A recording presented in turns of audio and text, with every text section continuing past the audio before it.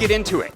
I have a little bit of time with you all to kind of provide a bit of an overview of some of the things that we're going to be exploring in the next 2 days, and to give you a little bit of an orientation to how we think about the future at Singularity University. Now, I know that any time I get a group of about 900 of my closest friends together to talk about the future, that after they ask the Wi-Fi question, the next thing they all want is certainty, right? They want to know not just what happens next, but how it's all going to play out. They want laws. They want to be able to use that knowledge to their advantage. But I'm going to go ahead and let you all down early and gently, friends, and suggest that in an honest conversation about the future, certainty tends to be in short supply. Because the future that we're on our way into is likely to be characterized not by certainty, but by increasing volatility, uncertainty, complexity, and ambiguity. But for all of that uncertainty doesn't mean that it's entirely unknowable. We can work with patterns and probabilities, and we can form some pretty durable heuristics that will not only guide our conversation, but that will also enable us to practice what Buckminster Fuller has described as an anticipatory design, so that we can be designing for that future that we want to create. And now I want to start with mindsets, because mindsets matter. More than a decade ago, the Stanford psychologist Carol Dweck argued compellingly that in the context of learning and creative problem solving, individual outcomes were very much dependent on the mindset of the learner or the problem solver.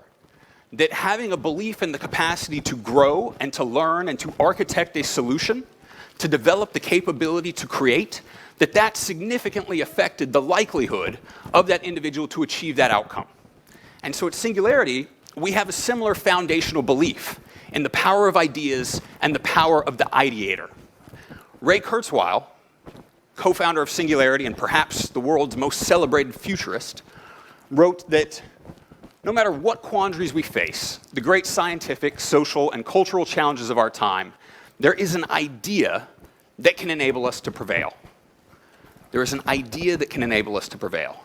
And as it turns out, one of the threads that we can trace through the course of human history, from the time when we began our evolutionary course in a world that was very much local and linear, all the way up to the present, is a series of increasingly complex challenges and solutions that we have scaled innovation over time.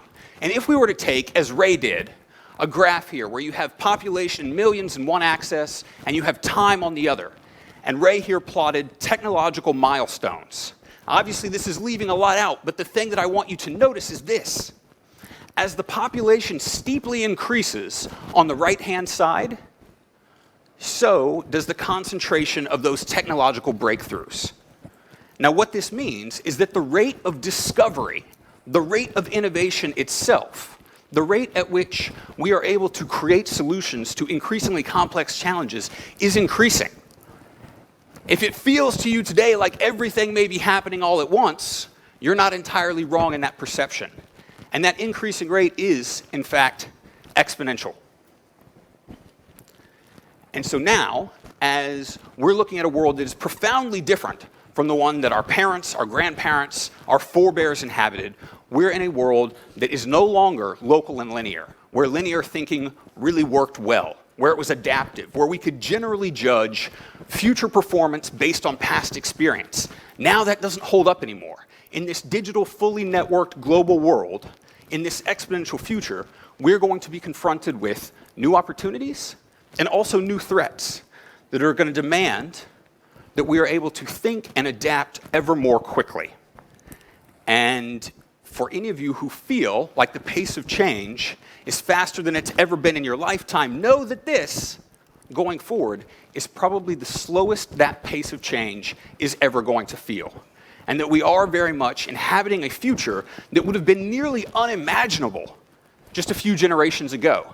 In fact, if you've ever tried to explain blockchain technology to your parents, you know exactly what I'm talking about. Now, if we know that this future is going to be exponential, we also know that the cost of linear thinking is rising all the time. Here's a historical example to illustrate. Do any of you recognize this device? It's okay to say yes. You can raise your hand. I do too. Yeah, this distinctly unsexy technological artifact I remember from my childhood. My friend's dad, who was a lawyer, he had one of these in the center console of his car. This was the car phone, an example of early mobile telephony. And I could look at that device, and in it, I felt like I could see its future potential. I knew that for sure, by the time I was an adult, maybe even by the time I got my first car, the world would change. There would be a mobile phone in every center console. That's where I saw that we were headed. And it turns out I was not alone in underappreciating the potential of this technology. AT&T, one of the early developers of mobile, contracted the firm McKinsey in the early 80s and asked them to look 20 years out and to project the size of the American mobile market.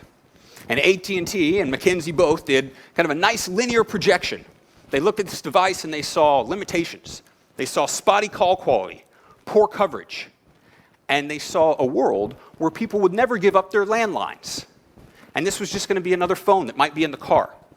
And so their estimate that McKinsey came up with was just under 1 million units by the late 1990s for the American market. It turns out that was about 1% of what it would prove to be. So they were off by 2 orders of magnitude. And when we're thinking about the cost of linear thinking in an exponential era, know that AT&T, when they acquired McCaw Telecom in the mid-1990s, they bought back into a market they should have been leading for $12.5 billion. All right? And these costs and these discrepancies are only increasing.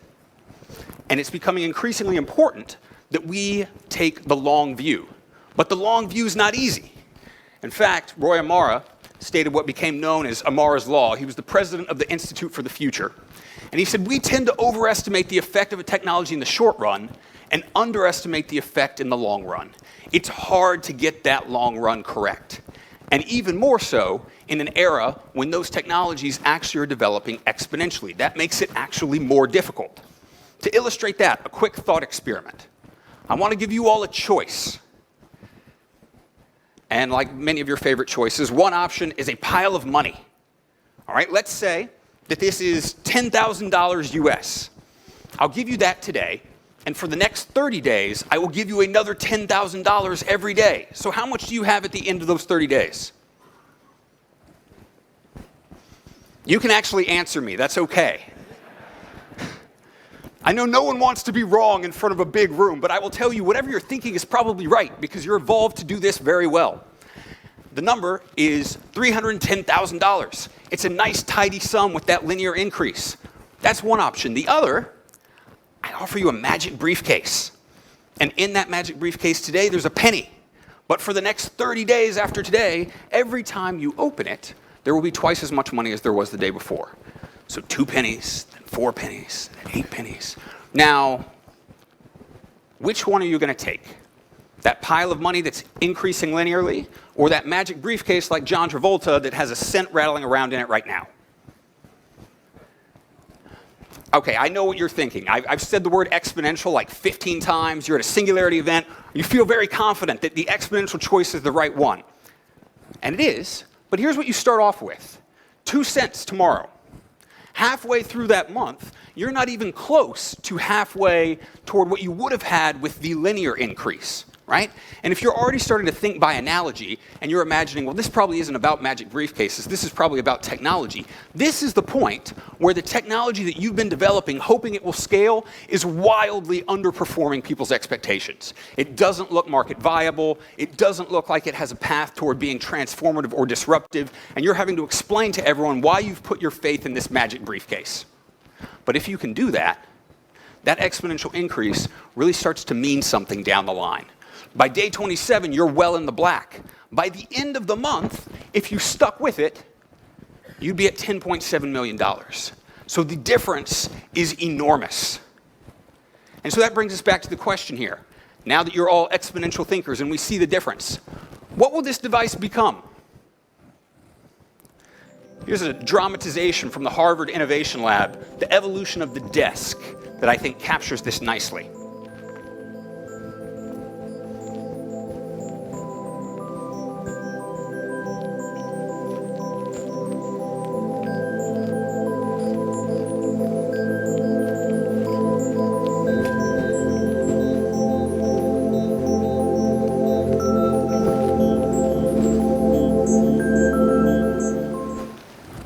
So yeah, all those analog artifacts of the office that perhaps we once knew and loved, those all disappear. And what is happening in this video?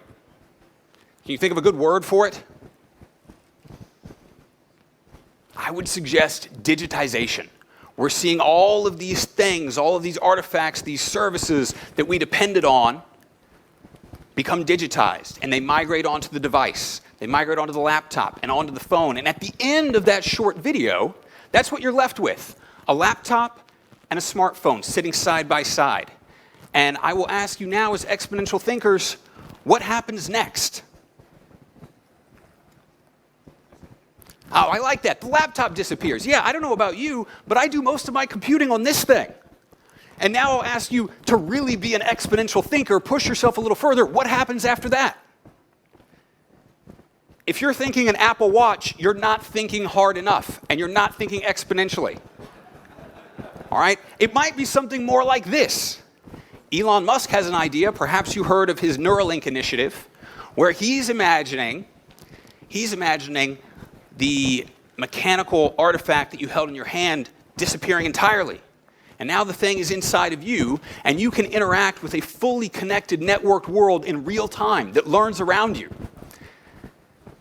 Now, we could debate all day whether or not this is a thing that you actually want to happen, but I will suggest that as we're moving into this wild exponential future, we may come to a point where we need to augment our sense-making capabilities.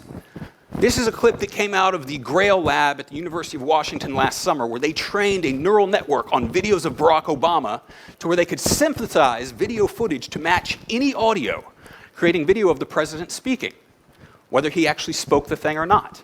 Have a look. To help families refinance their homes, to invest in things like high-tech manufacturing, clean energy, and the infrastructure that creates good new jobs.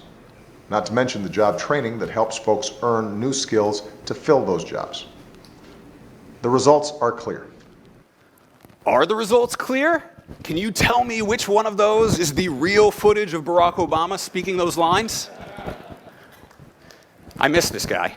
I'm happy that there are 4 of him now. Here's the thing, none of those are real. All of those are synthesized. And if you see that and you're thinking, holy wow, we're in a lot of trouble, that we're looking at a genuine epistemological crisis where we no longer know what we know and how we know it, and we can no longer agree on what is true, you might be right. But remember what Wiles said, there is an idea that can enable us to prevail. This came out last summer, 2 months ago, in Germany, in April. A young researcher released the Exception Net. That was another neural network that was trained on fake videos to be able to identify these fake videos much more effectively than any previous tactic. So maybe we will always be able to stay just a step ahead if we can invent a new tool or technology. Now, of course, as you might guess, that tool can probably be used to make the fakes even better. So we wind up with a dangerous cat and mouse game in technology if we're always just trying to fix the problems that we've created. The other thing we could do is figure out a way to actually anticipate the development and implications of these technologies as we're creating them, so that we can stay ahead of the game. Peter Diamandis has proposed a framework that he called the 6 Ds for thinking about exponential technologies, and that you should be looking for anything that is being digitized. If a thing is being digitized or can be digitized, that augurs for the possibility of massive disruption.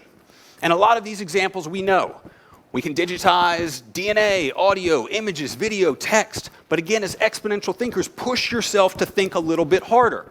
And now we're seeing the opportunities to digitize things like trust with blockchain technology. We're able to digitize experiences with AR, VR, and XR. And once we digitize a thing, we can do all sorts of stuff with it. We can copy it, we can distribute it, we can manipulate it. And after digitization, you have a technology that is riding this curve, right? This exponential curve where it goes through a phase of deceptive growth that is often disappointing. It underperforms the linear expectation of what we think this thing ought to be able to do, and for some reason, it frustratingly can't do it yet. But at some point, it crosses a critical point, a threshold, where it goes from being disappointing to actually being good enough to being market viable, to presenting a substitute, and then it can become disruptive. You're going to hear a lot more over the course of this program about what disruption looks like, but I'll just say this now. It's going to involve dematerialization, where we see the traditional artifacts, the traditional form factors disappear. It can involve demonetization, where we cut out established players, middlemen. Long-established viable business models are no longer relevant. And then we see, ultimately, the democratization. And this can lead to the decentralization, the distribution of the technology, of the services, of that power. And this is something that if we can internalize it and start to apply it in our day-to-day thinking, we can do a much better job of envisioning that future. And this is critically important because right now, today, a lot of these technologies that we're talking about at Singularity, they're moving through this deceptive growth phase, and they're at that critical point. They're crossing that threshold. We are stepping into an era of amazement and chaos, friends. And we're hoping at Singularity that you all will join us in maximizing the amazement and maybe minimizing some of that chaos. Because at every step in those 6 Ds, you have an opportunity to reshuffle the deck. And there are going to be new winners and new losers as the stakeholders are sifted out. So let's think about what that can mean for you, for your organization, perhaps for an exponential business model. Maybe you've heard of this company, Matternet. They were founded actually at SU in 2011. Matternet builds flying vehicles and intelligent control software. They've been creating an integrated, complete solution for automated aerial logistics. So they had a bold vision of kind of decentralized delivery, distribution, using these networks of aerial vehicles. That was in 2011. Now I want you to think about what the world looked like in 2011. That was not the time when every child in your family was flying a drone around the house that maybe had a camera on it. This was a time when it was closer to being technology that was the province of the military, right? And in 2011, here's what the founders of Matternet saw. They saw open source platforms for the hardware and the software. They saw drastically decreasing costs of the key components and exponentially increasing capabilities, particularly in the automation and the control systems. They also saw near-term use cases for validation. In 2011, bear in mind, commercial drone aviation wasn't even legal in the United States, where they were starting their company. That was not even legal. It was not on the table. So they were looking elsewhere and thinking about what they could do with this to get a near-term pilot out, a proof of concept. They were thinking about doing last-mile delivery in developing regions and in disaster areas, being able to transport medical supplies after a disaster. And they were finding places where the regulatory framework would allow for them to stand up a pilot sooner and create a strong proof of concept and a case for impact. And that allowed them to start prototyping, validating in every step of the way, building their business model as the technology itself matured. So now fast forward to today, where you have mature technology meeting a scalable business model. Matternet was able to successfully launch a complex pilot with Mercedes in Zurich using van-based drone delivery last year. They also announced a permanent autonomous drone network in Switzerland for lab samples and diagnostics flown between hospital facilities, clinics, and labs. So at the point when this possibility opened up, the technology was ready and they knew exactly what they were going to do with it. They were positioned to capitalize on that scaling proposition. And now, finally, the United States FAA is actually looking at doing a pilot program for drone delivery, and Matternet was right there. And they're ready, and they're going to be part of that program. And that is all because they had the exponential insight to develop a business model that would scale appropriately with time. So now, what allows us to do that? Am I suggesting that all of you should do a hard pivot with your organizations and become a drone delivery startup? No, please do not do that. Instead, I'm suggesting that maybe you consider thinking a little bit more like a drone delivery and aerial logistics startup, and to think about how you can leverage the growth of exponential technologies for the ends that you are trying to achieve. To do that, it helps to understand what is driving them. I'm going to turn you over briefly to Ray Kurzweil. About 40 years ago, Gordon Moore saw that there was exponential growth in the power of semiconductors, of chips. Basically, every 2 years, we could put twice as many components on a chip. And because they're closer together, they run faster. And so computers get twice as capable overall for the same price every year. We'll make another billion-fold increase in price performance in the next 25 years. And again, shrink the size of these technologies 100,000-fold. So we went from a building to something that fits in your pocket in 40 years. In the next 25 years, we'll go from something that fits in your pocket to something that's the size of a blood cell.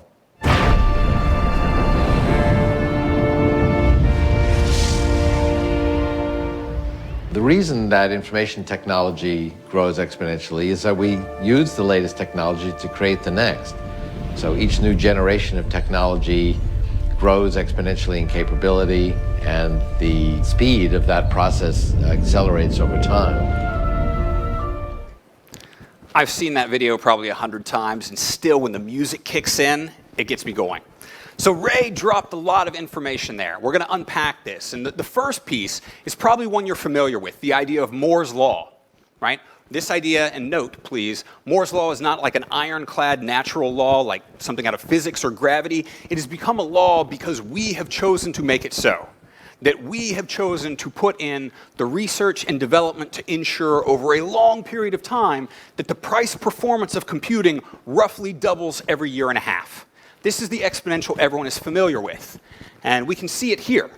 You have on the left hand the humble iPhone, I think this is a 5S. So this is now several generations of iPhone back. You can get this thing on eBay for about $120 US this afternoon. On the right-hand side, you have the Cray 1 supercomputer. Circa 1976, this was the fastest computer in the world. Held that title for about 5 years, and in today's dollars, it cost about 33 million US. So it was a very scarce resource. Now you probably have a sense of which one of these is the more powerful computing device. But you might not know just by how much. Think about this. You are, and this has become kind of a cliche in Silicon Valley, you were probably sitting on, or maybe Instagramming, on a more powerful computer than NASA had collectively when they put 2 men on the moon in 1960s. All right? And that means then that someone you know, probably a teenager in your life, maybe you at one point, has perhaps dropped the collective computing power of NASA in the toilet at a nightclub. It happens, and it's kind of funny, but it should make you think this. What am I doing with all of that abundant computing power?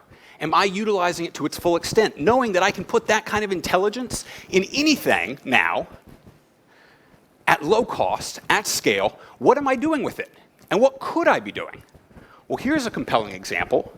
These folks on the left here, this is the AIM Innovation Research Team from the Department of Biomedical Engineering at Meadow University. And over there on the right, with the hood on that looks kind of like a small wrapper, that's their robot.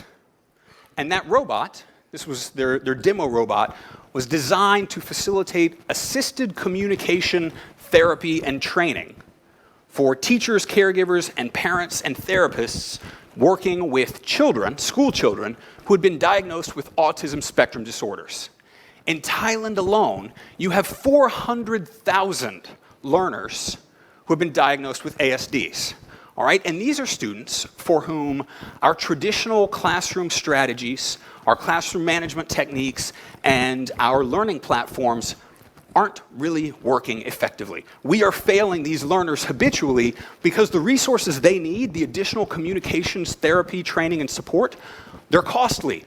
They're not regularly available. It's hard to scale them up. But the AIM Innovation Team has found a way perhaps to do that.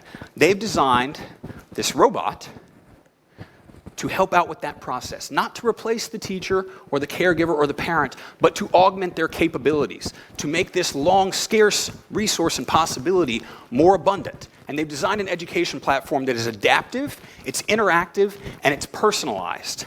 And I can tell you this, the thing to know here is that this technology is the worst it's ever going to be, right? We know that the open source platform for curriculum they've created, that's going to grow exponentially as users add to it. We know that the natural language processing this depends on and its processing capability overall, the intuitive robotics control system that the team designed, all of that is going to improve exponentially over the coming years. And we know that because of Moore's law, because we can see that going back far before we even had the transistor, that our ability to compute effectively has been growing exponentially for about 110 years. Moore's law is only the 5th paradigm of this computing, and we know, if you're thinking, well, I've heard Moore's law is going to stall out pretty soon. We can only get so many transistors on that chip. Well, we know that with each new paradigm in computing, we see another S-curve that continues this exponential increase. So maybe that will be quantum computing. Maybe it will be advanced nanotechnology. But one way or another, your computing power, what you can create with abundant computing, is going to continue to grow exponentially. So we need to be thinking about how to harness that capability, and also how it drives the development of all of the other information-enabled technologies. These are just a few that we talk about at Singularity. Every one of these is now riding that wave of abundant computing. It's now riding Moore's law. And that's where we get into the other piece that Kurzweil mentioned, which is now called Kurzweil's law of accelerating returns. If you become a famous futurist one day, you can probably have a law named after yourself. The idea is basically this. Ray realized that technology develops in evolutionary systems, such that when a process or development, a technique or a technology proves adaptive, it is then propagated through additional research, development, and iteration. It grows in capability, and then it is combined with the technologies that we already have on the table to create new tools. And now all of those tools are growing exponentially in their capability and price performance. And in some cases, we're starting to see compounded exponentials that are growing even faster than that. The key example here is in biotechnology, the cost of DNA sequencing. The first time we did this, sequence a full human genome as a species, it cost nearly $3 billion, and it took more than a decade. Less than 10 years later, when Gordon Moore actually had his genome sequenced, we'd already lopped off a couple of those zeros. This was becoming something that an organization with a large R&D budget, universities, corporations could do. Still not market viable, but we could see where this might be headed. Then in 2014, it was big news that we were knocking on the $1,000 genome. Then in 2017, Illumina, which invented next-generation DNA sequencing, started shipping the machines that they said could bring us down to the $100 genome. I'll ask you all now, how many of you have had your genome sequenced? Anybody? Yeah, I see a few hands. I would love to get this group together again, not in 200 years, but maybe in 5, and to have you raise your hands again and see what the answer is. And here's the thing. In a few more years, you may not even have a choice. Raymond McCauley, our chair for biotechnology at Singularity, likes to joke that we're a few years out from it being the cost of ordering a pizza in San Francisco. Then after that, it's going to be about the cost of flushing a toilet. And when that sequencing costs the same as flushing a toilet, there's no reason that your toilet won't be sequencing your genome regularly. So now I ask you, what does that mean, exponential thinkers? Well, it means this, that we're going to have handheld sequencers. This is already here. This has been here for a couple of years. This is from Oxford Nanopore Tech. It is the handheld MinION portable real-time DNA RNA sequencing device. It's out of the lab. It's tiny. We can take it into the field. What else does it mean? If we understand the fundamental building blocks of life, that DNA is code and code is programmable, we can start making stuff. We can make tiny human organoids, representative tissue that matches your DNA. I'm a diabetic.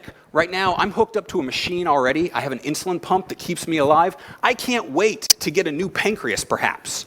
And what else this means is when we combine it with some other technologies, we can do things like this. This is organ-on-a-chip technology that's being used to personalize medicine and drive drug discovery, where they can take a representative organoid that closely matches an individual's kidney or heart or what have you, put it on a microfluidic chip, and they can test a whole array of different compounds on that, and the results will be truer and more accurate because of a better match for you than any sort of animal testing that has its own ethical complications or any sort of clinical lab trial that takes a very long time to do.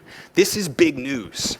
This also means, now that we're able to do this kind of thing, we're getting to the point where we, for the first time in the history of life, can consider what will it mean to make conscious choices about how we evolve. What kind of species will we choose to be? That's a real conversation now. So welcome to it. And of course, if we can think about architecting humans, we can make all sorts of other things too. Modern Meadow is a company that is working to decouple animal products from the animal itself so that we can produce things from cows without actually having to raise and slaughter lots of cows, which are a huge ecological and ethical problem, right? Modern Meadow is using yeast effectively as tiny biofactories that are able to crank out all sorts of different products and proteins. Yeast fermentation to create biofabricated leather is one of the things they're doing. So it's just like natural leather, but there's no cow involved anymore. It's produced by yeast, and they can do this with other things as well. You're going to be hearing from Daniel Kraft on the future of medicine and David Hunt on the future of agriculture in the next 2 days. And I will suggest that the idea of transgenic plants and being able to engineer disease-resistant crops, that's just the beginning. We're going a lot further than this, a lot sooner than you probably have imagined. And there are other exponentials where we can see similar trends. You're going to hear about the future of energy from Ramez Nam. So I'm not going to give this a lot of time now, other than to say that we've had a capability to produce electricity from the sun for a very long time. But it didn't seem like something that was going to scale particularly well. It was not cost effective relative to other means.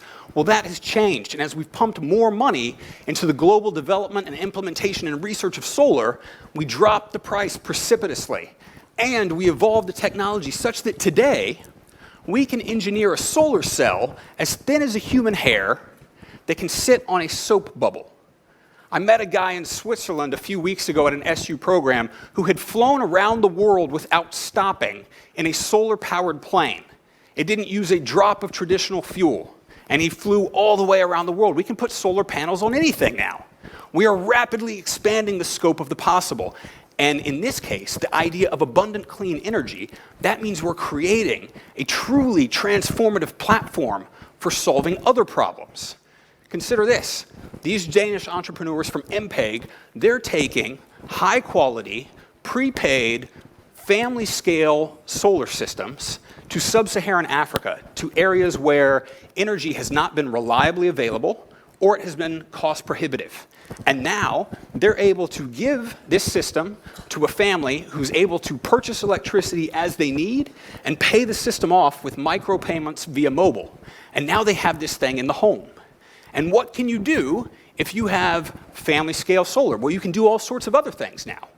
This startup, Magic Water, has a bold vision. This is an international team, all female. They're fabulous. And they are leveraging family-scale solar and hydrophilic materials to capture water from the air. The idea being that if you have air, then you can have clean water. They're rolling this out first in Kenya, but it's going to have tremendous application in worsening drought conditions around the world.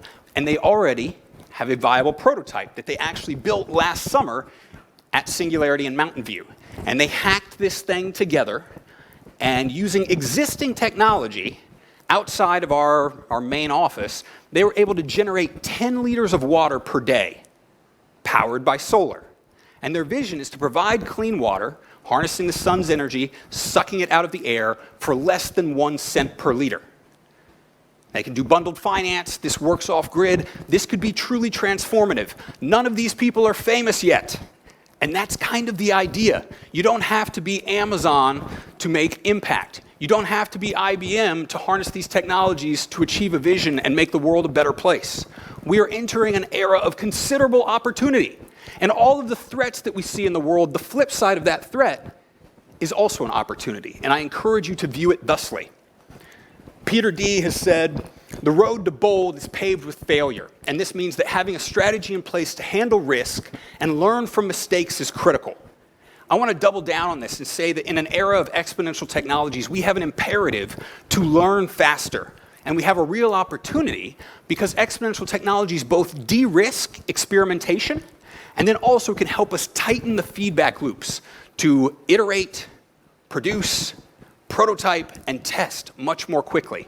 And that's important because these products are developing so fast, we need to better understand what we can do with them. This is IBM's Watson. You probably remember in 2011, Watson made a triumphant debut on the game show Jeopardy! I don't know if you saw this or not. It was a sad day for humanity. Watson bested my man Ken Jennings, and we realized that we were no longer the dominant species at arbitrary trivia games. But that was just scratching the surface of what Watson could do. About 5.5 years later, Watson was in the news again, this time for something more important. Had correctly diagnosed a woman suffering from leukemia who had previously been misdiagnosed with a blood disorder and wasn't responding to treatment. And Watson, so the story goes, was able to come up with the correct diagnosis, leveraging millions of articles of cancer research that Watson had consumed, and the woman's genomic information, where we see these technologies converge, and came up with that correct diagnosis in 10 minutes. The world took notice, sat back and thought, wow, there's going to come a day where computers are going to outperform doctors in diagnostics. That day is here. That ship has sailed. There are lots of things human doctors can do that the robots can't yet, but for diagnostics, we're there. And we need to be thinking about what are the additional capabilities of these technologies, and also how do we maximize them. The last time Watson was really in the news, was last fall. In about December of 2017, there was an article in Stat News asking if Watson was living up to the hype and suggesting maybe it wasn't. And I thought, wow, I got to take Watson out of my presentation. And then I read deeper into that article and realized the real issue was the question of what kind of data sets are we providing to Watson? And what kind of algorithms are we building? In effect, what sorts of role models are we becoming for our artificially intelligent children? Right? Are we going to maximize their potential to realize the futures that we want to create? Or are we going to simply bake in all of our worst tendencies into these new intelligences? And that's a big question because they're developing rapidly.